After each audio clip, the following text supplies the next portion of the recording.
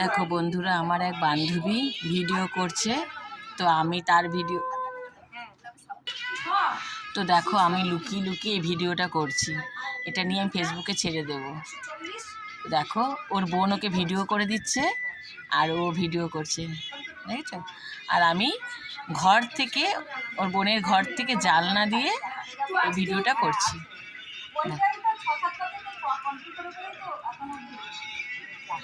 আমার best friend, আমার বান্ধবী, খুব ছোটোবেলার বান্ধবী। আমি এসছি অ্যাকচুয়ালি ওদের বাড়িতেই এসছি।